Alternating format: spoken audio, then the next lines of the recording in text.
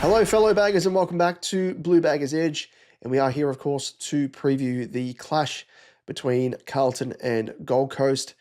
And interesting past few days, that's for sure. We've spoken about that in length in our previous video, which we won't touch on now, but we might in an upcoming video, just in terms of forecasting ahead, what predictions we have in terms of changes around Michael Voss, which I expect to happen, and open up the dialogue and discussion around that. But as I said, we are here today to preview this clash between Gold Coast and Carlton. So let's get straight into it. And of course, this is a Saturday evening or night clash at Marvel Stadium. Not the best stadium, must be said, but in terms of opponents that we play, wouldn't get much of a turnout with the Gold Coast fans. And granted, where we're at the moment, wouldn't get too many Baggers fans either. But let's go straight to the ins and outs. And on our side of things, Hudson O'Keefe comes back into the team, which I like the look of, but he goes in at the expense of Mark Pitnet. Now, I would otherwise say I don't mind that change, but when we're factoring it against the fact that we are facing the big, bustling, rampaging Jared Witts, who is one of the more restrictive and tougher, ruck opponents to come up against, it doesn't quite make much sense because you kind of need an old school lumbering ruckman to combat him, of which Mark Pitnet is, whereas Hudson O'Keefe and TDK, more of the flighty, sort of aerobic, sized ruckman and don't really, in the ruck, talking in terms of pure ruck craft, I think we would be conceding a fair bit. Around the ground, I think, yes, especially TDK, that would definitely help. Who knows, do we play Hudson O'Keefe more prominently forward and TDK in the ruck, with O'Keefe pinch hitting, potentially, maybe, but I just find that a little bit perplexing. But nonetheless, I am glad that we have Hudson O'Keefe in the side to round things out and really give us a look at what he can offer. And from what we've seen so far, some really nice glimpses, that's for sure. Billy Wilson, another youngster coming in, and this is the one guy I think I've been wanting to see more of. Probably hasn't got the opportunity that I thought he would. Probably deserved, a couple of extra games here or there throughout the season, but nonetheless, he gets it now, and he comes in with Harry O'Farrell going down, unfortunately, with that dreaded ACL injury. So again, all the very best to the young, talented man. But Billy Wilson gets his opportunity, and again, another player that I am keen to lay my eyes on. In terms of Gold Coast, we have Sam Flanders, a big out for them, I think, and he's very underutilised at Gold Coast. I still don't quite understand what Hardwick is doing with Flanders. He is the sort of guy, and we'll touch on this obviously in the postseason, but when I think of guys that I'd love Carlton to target, Sam Flanders is probably in the top two, maybe top three for me in terms of guys I would love us to go out and just ask the question of, because we all saw last year when he was played in the engine room, the amount of impact he can have on games. And he was an incredible, player that I think stepped up his game overall. And this season, he's been sort of floundering in the half forward flank type role, pushing up the ground a bit, but not too high half forward. And really strange because I feel as though that it's sort of stunting his development, growth, and output, really. I think it's just such a strange move from Hardwick, albeit I know they've got Anderson, they've got Rowell, they've got Took Miller, so they've got quite a few in the engine room already, but I think there is room for them to rotate him through there, which they don't do. So I definitely, if I was part of the recruiting team at Carlton, I'd be going out and just inquiring about Sam Flanders. And he's a Victorian lad. He is a beautiful user of the footy as well. Of course, something that we definitely need. But speed as well. He was among the top players in his draft year in terms of, I think it's his 2K time trial, 20-meter sprint, all that sort of stuff. A really, really good aerobic athlete. So speed, great use of the footy, and I think he's got some good smarts about him as well. So he's around about that age bracket that I think he will start to explode, but he's just not being played in the right position in order to do just that. So I reckon we might get him for unders if we were going to do that, but I think Gold Coast, they'd probably turn around and be like, no, give us, at least a first rounder. Would we be willing to use a first rounder that we get from TDK for compensation if he does leave to St Kilda, which he probably is at the moment? But just something to think about because he's of that age bracket that, he's not too old. He's obviously not too youthful, and he's got enough experience behind him now to make an impact. But anyway, we won't go into too much detail as I did there, so apologies for that. But just wanted to touch on that because, it's something that I think I want to chat about in the postseason episodes. But Malcolm Rosas comes in for him to play sort of more that half-forward role that Flanders has been playing. And he's probably more the traditional half-forward that will roam around the forward 50 arc. Moving down in terms of the recent encounters. So very surprising here, you would think, but we actually played pretty well against Gold Coast. Our past 3 encounters against them, we've won by 29 points, 4 points, and 59 points. And who knows? I mean, we kind of match up well against them. This is a different Suns outfit this time around, obviously, because as you can see here in terms of form, it's kind of flipped on its head. We're 7 wins, 13 losses. They're 13 wins, 6 losses. Have yet to play that extra game as well that they have up their sleeve against Essendon around 24. But again, this is just an entirely different Suns outfit, so we can expect potentially a different result, I think. And just talking about the mirrored, wins and losses there, have a look at the last 5 matches, completely mirrored again. We've won 1 of our past 5, and Gold Coast have won 4 of their past 5. And it's kind of funny that the same round, it was the win that we had against Melbourne. They actually had that loss against Adelaide, and Adelaide top of the table, rampaging side, so you could probably forgive that. But really decent wins against the Lions, and you'd probably say against Collingwood, but now Collingwood are kind of out of form, so do you read too much into that? But by and large, they've actually been able to score quite well as well, like kicking over 100 points regularly in those wins. So for me, I think they've got a really, really good arsenal on hand, and to kick those scores, but also the engine room, as I spoke about earlier, where there's sort of that squeeze on, which is squeeze Flanders out to that half forward flank. That's their, I think, bread and butter. That's part of their arsenal that is so lethal, and I reckon will probably do a number on us this weekend. But yeah, as you can see here, by comparison, we have not kicked a score above 100 in a fair stretch, so dating back for a little while. So let's go into the, first and foremost, before we go into the team stats, let's have a look at the match preview side of things on Willow ratings. Bit more of an in-depth look at the stats side of things. So the prediction here they have is Gold Coast by 23.4 points. Now, spoiler alert, I reckon it's going to be Gold Coast by around about 34 points, I reckon. But we'll wait and see. Last week, I was off by 1 point. I said 28 points and it ended up being 27 points Frio's way. I think we will keep it relatively a contest by and large, but I just think Gold Coast are much better than us. They've got more on the line. They just got to continue winning to really solidify their spot in the 8, and they're really starting to hit their straps, I think. But just in terms of ratings, as you can see here, we have for Gold Coast in attack plus 6.2, in defence plus 6.4, for a combined overall total of plus 12.7.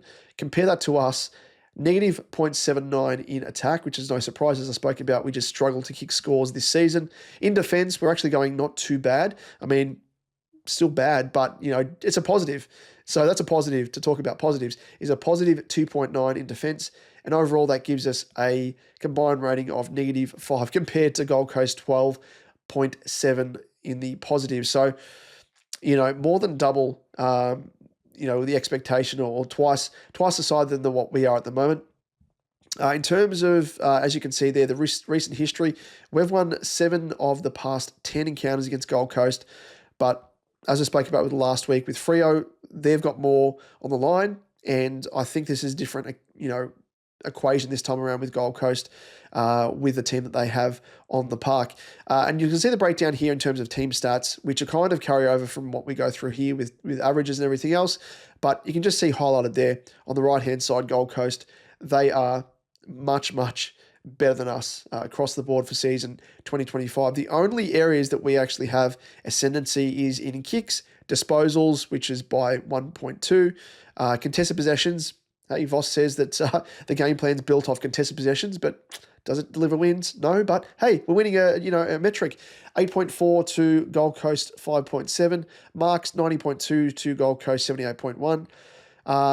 Advantage percentage is 30.3 to Gold Coast 25.5, and tackles only minorly 64.6 over Gold Coast 63.3. So let's quickly go through just the, averages for the season for both teams in each metric. And then, of course, we'll chat about the lineups and I think, the key matchups and where things may be won and or lost. So disposals, 356.8 is our season average, which is just, as I said, more than Gold Coast. And you can sort of compare the kicks, handballs as well that combine for that average. Inside 50s, 53.2 for Gold Coast way because they are 57.1. No surprise there. Disposal efficiency, I think we are still the worst in the competition, 70.1% to Gold Coast, 73.9. Efficiency inside 50, no surprise. In Gold Coast, favour there by 2.3%. Stoppages, hitouts-wise, again, as I spoke about with Jared Witts, he is one of the more menacing ruckman and hardest to combat. Even the likes of, Max Gawn, Tristan Cherry, ruckman out there that are, quite sizable, they struggle against Witts as well. So, season average of hitouts, 48.4 to our 35.4. So totally expecting us to lose that metric on the game. But clearance-wise, we're actually doing not too bad. I mean, compared to Gold Coast, they're averaging 41.3 to 39.5 for us. Center clearance is very even there, as you can see. Stoppage clearances, another sort of even metric. Contested possessions, very even, but 2.4 in our favour. Uncontested possessions, we have 212.1 to Gold Coast, 213.4. So a lot of, evenness across a lot of these key areas here. Turnovers, no surprise here, 66.1 to Gold Coast, 64.2 marks. Much like Freo last week, similar sort of range in terms of average for us compared to average to the opponent. I think Freo was very similar, may have been 79 or thereabouts, and we ended up winning the marks on the day, and was discussing this in one of the comments on the Michael Voss being backed in video, just chatting about the performance that we had against Freo, and Freo is kind of one of those teams that we match up well against. Now, it looks as though in terms of our recent history that we've had against Gold Coast, we do match up well against them, but you've kind of got to factor that up against, or weigh it up against the fact that this is a different Suns outfit, and whilst we may be able to hold sway at some point in the game, I do expect Gold Coast to come out on top. Marks inside 50, again, very, very even, almost identical. Contested marks, one more in our favour in terms of season average. Scoring-wise, Gold Coast averaging 13.7 goals a game compared to our 10.9. And behinds, 10.8 for us to Gold Coast, 11.5. Defence, tackles, very, very similar. Tackles inside 50, very similar. So, again, areas that we are sort of neck and neck with. And bounces, insignificant. But one percenters, there is 4.5 more in favour of Gold Coast. And again, this is a metric that I measure just base effort, teamwork throughout the game. I think that's probably one thing that it kind of gives an insight into. Working for each other, all that sort of stuff. So that's that. But let's quickly go through the lineups and, where things could be won or lost. So we have still, obviously, Harry as our focal point. Hudson O'Keefe has been named at full forward, as I spoke about. Will he be the stay-at-home forward and allow TDK to play in the ruck, more, I guess, have more of a percentage, given the fact that Pitnet isn't in the team? I think that's probably the go, given Hudson O'Keefe, relatively fresh, he's green. Do we want him to get absolutely battered by Jared Witts in the ruck? Probably not. So I reckon Hudson O'Keefe probably will switch at times with TDK, but be more of that relief type ruckman. The forward line, again, is it too small? It's just a fascination that Voss has. Will White, Fogarty, Jesse Motlop, Frankie Evans, Flynn Young, Corey Durden. How many smalls do we need up forward? It's just incredible. They've got, in terms of talls, they've got Mac Andrew, they've got Sam Collins, I think Bodie Hewland, tall enough, nearly 190 centimetres, 188. So they're pretty tall in terms of their size that their defenders have, 192.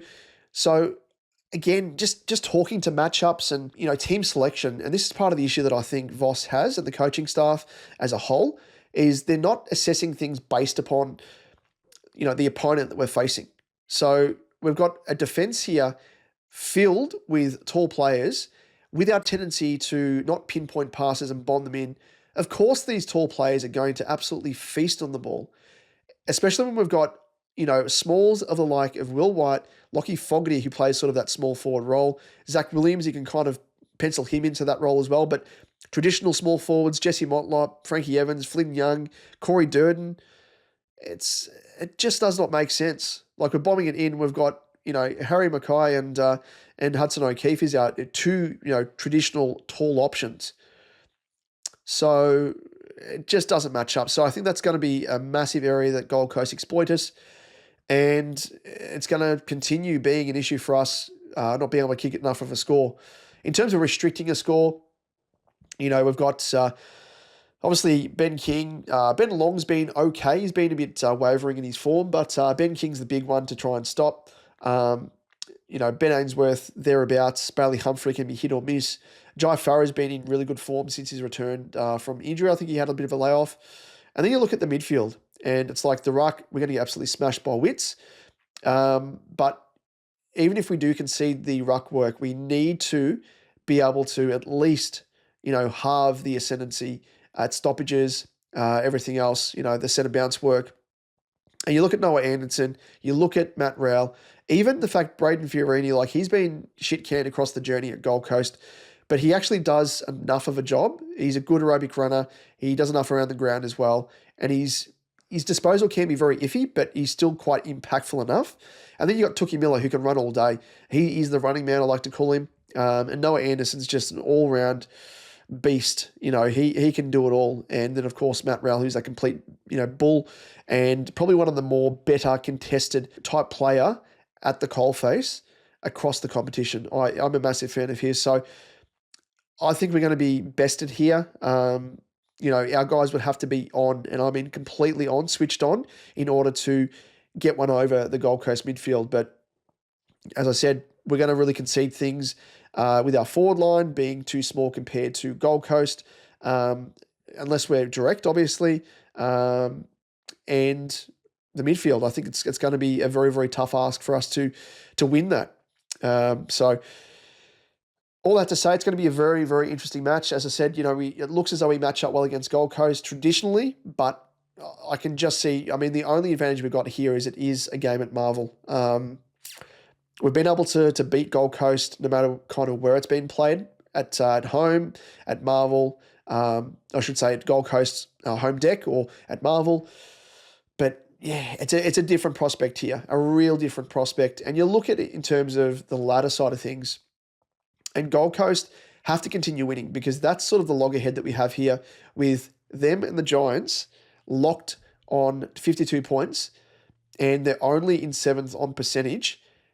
And probably the Bulldogs are really the only team that's going to be threatening from here on out. So they don't want to be losing a spot to the Bulldogs. If they win this game, they're virtually, 1 foot in the top 8, and, relying upon obviously the Bulldogs losing and maybe the Giants as well. But they've got to win. So they have all that going for them. And I think all that to say, it's going to be a tough ask for us. But all the pressure's on Gold Coast. So maybe that works in our favour. Who knows? But we'll just have to wait and see what transpires there. But as I said, my sort of prediction is going to be around about 34, maybe 38 points at most, hopefully. I think we will keep it close enough, but there will be a stage there where I think Gold Coast is piling the pressure and we'll get the job done. So that's my prediction. That's what I think will happen. And all the very best to the boys going out there. We're so close to the end of the season. And the one thing I'm interested in is whether or not the news of backing in Voss actually galvanises the team. I want to see what the response is like. I know there shouldn't be a response, but there always is. You think back to when coaches are sacked and they're replaced with a new coach, the team more often than not responds. You can think back to when, Bolton was replaced by Teague, and I think it was the first game against Brisbane, and we ended up winning, and Cripper had an absolutely insane game. And there's many, many caretaker coaches that have taken over in season for different teams and got themselves a win first up, and it seems to galvanise the team. So I want to see what this news, what this outcome will have in terms of impact on the team.